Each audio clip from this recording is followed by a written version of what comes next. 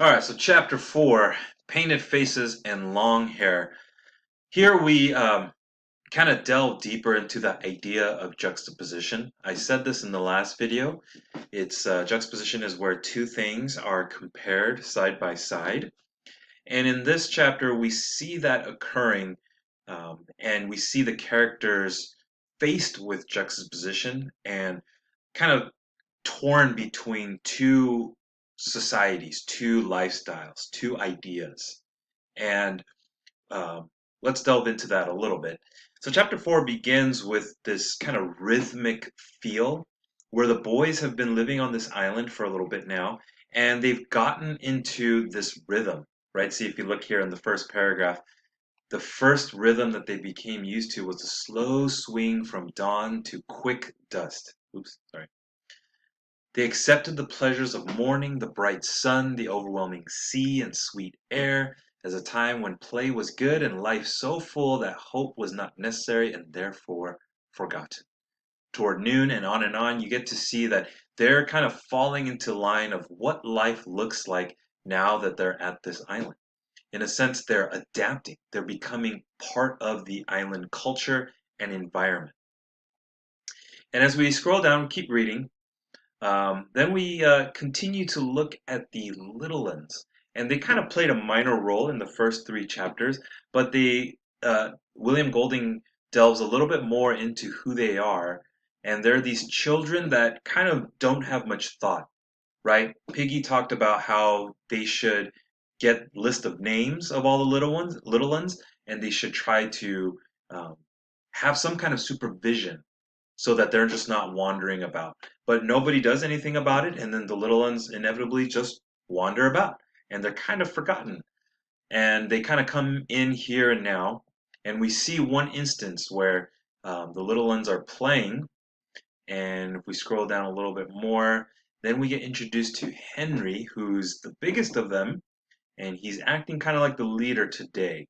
However, in this kind of interesting turn of events, Roger and Maurice, who are the big uns, they see them, they see the little ones playing, and they follow them. And Maurice kind of runs off, and then Roger remains watching the little ones. He keeps watching, and it kind of describes Roger a little bit, and a very interesting um, act occurs to them that you looked at in today's introduction, right? Before we do that, I want to talk about Maurice a little bit. Uh, so let's look at this paragraph right here. Roger led the way, straight through the castles, kicking them over, burying the flowers, scattering the chosen stones. Just a bunch of bullies. Maurice followed, laughing and added to the destruction. The three little ones paused in their game and looked up. As it happened, the particular marks in which they were interested had not been touched, so they made no protest. Only Percival began to whimper when an eye full of sand uh, and Maurice hurried away. In his other life, Maurice had received chastisement for filling a younger eye with sand. Now, though there was no parent to let fall a heavy hand, Maurice still felt the unease of wrongdoing. At the back of his mind formed the uncertain outlines of an excuse. He muttered something about a swim and broke into a trot. I want to pause there real quick and not get into the quote that you're supposed to analyze for the discussion just yet, but pause there and see Maurice's reaction when his destruction leaves Percival crying because there's sand in his eye. And we see that in the past, Maurice had got in trouble. There had been some kind of authority that caused him to see what his wrongdoing was. And Maurice still feels that sting of wrongdoing when he does something wrong. In, the mental spiritual world, we call this a conscience, right? And this conscience not only was developed in his society, in civilization, but it's also kind of built in to him that when he does something wrong, he knows it's wrong and he feels that guilt. All right, and that's important because we're kind of seeing this teetering of moving away from that authority, civilization, chastisement, basically accountability for wrongdoing. The boys are starting to realize that there's some freedom, that they can kind of get away a little bit with things, doing wrong things. We see that Maurice. And then we get to the quote that you were supposed to analyze for today's discussions, the little warm up you're supposed to do, which is Roger's interaction with Henry. Right. So let's scroll down to right here. Yes. Let's start with Roger stooped, picked up a stone, aimed, and threw it at Henry. Now, I don't know about you, but I've been hit by a rock before. And in fact, I've hit other people with rocks before, and it's painful. And you know immediately as soon as someone gets hit, oh gosh, I shouldn't have done that. Or if you get hit, oh gosh, that person should not have done that, right? But however, Roger threw it to miss. The stone, that token of preposterous time, bounced 5 yards to Henry's right and fell in the water. Roger gathered a handful of stones and began to throw them. Yet there was a space round Henry, perhaps 6 yards in diameter, into which he dare not throw. Here, invisible yet strong, was the taboo of the old life. I hope you thought about that and wrote about that in your discussion board. The taboo of the old life. Round the squatting child was the protection of parents and school and policemen and the law. Roger's arm was conditioned by a civilization that knew nothing of him and was in ruins. I want to pause real quick to talk about William Golding's context when he wrote Lord of the Flies. He wrote it shortly after World War II in 1958, I believe, or 1953, I'm sorry. Um, and the world saw the destruction of World War II, saw how Europe was devastated, the Pacific Islands were devastated, and then the dropping of the atomic bombs on Japan, Hiroshima and Nagasaki. We just saw destruction, and writers and philosophers of the time were trying to figure out what life beyond war would look like, and trying to create a civilization where there's no more of that destruction, no more of that harm, no more of that hate, right? After the Holocaust. They wanted to try to create a society that was civil. And so William Golding's writing about these boys who have moved away from society and civilization and law and order, and now they're living in this island, and we see what the nature of these boys look like. They're starting to slowly revert to savagery, to cruelty, to destruction. And we see that with Roger here.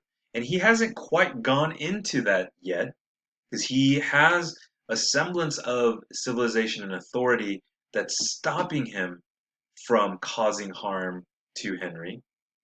But we see that Roger still he's trying to go back to that savage, destructive mentality. Okay? And that's going to be important. And we in fact see this even develop more in chapter 4 with Jack.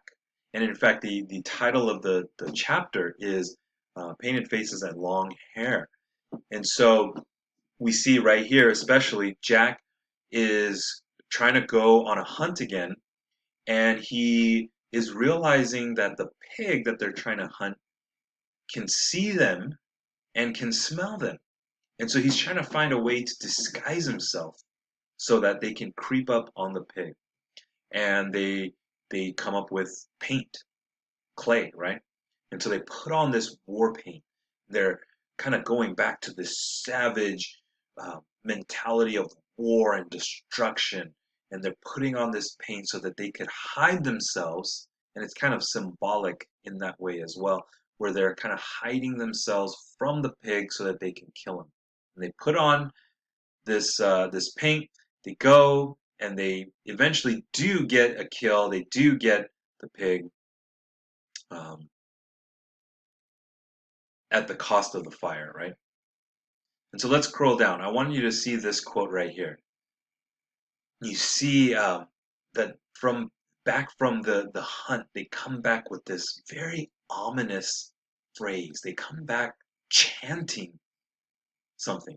Kill the pig, cut her throat, spill her blood. When I was going through my basic training in the army, they had us say sayings very similar to this. My drill sergeant would say, "Shoot him in the face," and we'd have to reply back with, "Punch him in the throat." And we would say these very harsh, cruel things because they were trying to get us ready for war. And they were trying to get us to the point where we kind of numb ourselves from seeing the enemy as actual human beings and kind of revert to this savage mindset that we just need to go kill people, right? And so that's kind of essentially what's happening here with these boys. They're saying these things: kill the pig, cut her throat, spill her blood, because they're going back to this savage mindset and and enjoying the kill, enjoying the hunt, enjoying the destruction. And so they come back from their hunt saying these things. They do have a dead pig. They were successful, and you kind of see them scrolling down into this very uneasy, um, destructive mindset. And there's that juxtaposition again, right? Where we have civilized society with rules, order, peace, law, and then we also now have kind of this savage mindset of destruction, of hatred, of blood, of death. And we kind of can see Ralph seeing how this would occur and seeing how dangerous this could become. And so that's why it ends with him uh, calling an assembly, wanting to figure out how to move forward in this society. So I hope that kind of helps you understand where the story is headed, and I'm excited to see what's going to happen in the next few chapters.